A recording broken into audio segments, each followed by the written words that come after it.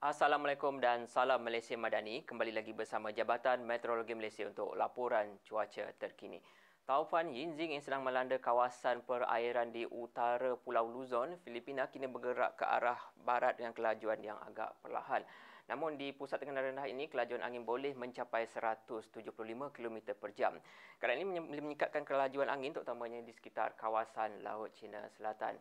Oleh itu, Met Malaysia telah mengeluarkan amaran angin kencang dan laut bergelora kategori pertama bagi kawasan yang ditandakan kuning yang akan mula berkuat kuasa pada 8 hingga ke 12 November ini. Di kawasan berkenaan, kelajuan angin boleh mencapai antara 40 hingga ke 50 km per jam dan ketinggian ombak yang boleh mencapai 3.5 meter.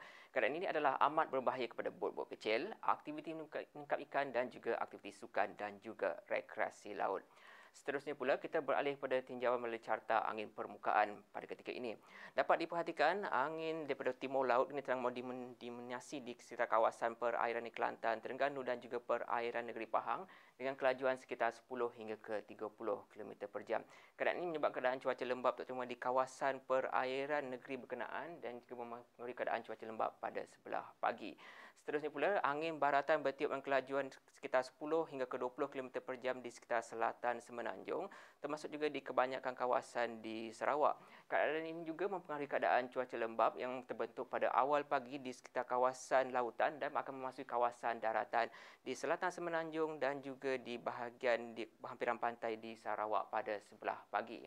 Selain itu, juga dapat dicerap dengan kelajuan angin bertiup lemah dari pelbagai hala sekitar 10 km per jam yang memisahkan kawasan angin timuran dan juga angin baratan yang merentasi di kawasan utara, tengah Semenanjung dan seterusnya di bahagian utara Sarawak dan juga di Sabah.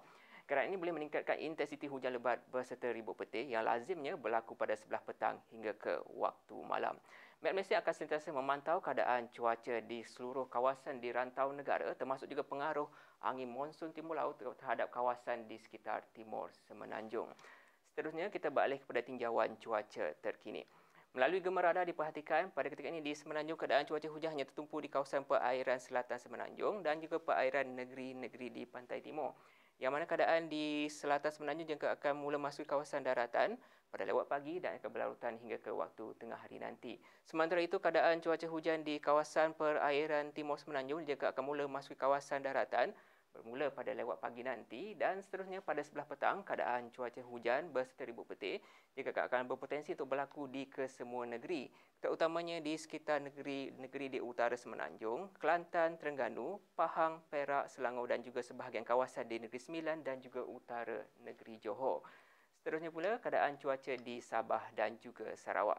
Pada ketika ini, keadaan cuaca hujan dicerap melibatkan bahagian Sarikeh, Betong, Mukah, perairan Bintulan dan Miri dan juga Limbang di Sarawak serta melibatkan bahagian pantai barat di Sabah, bahagian Kudat dan juga di perairan Sandakan.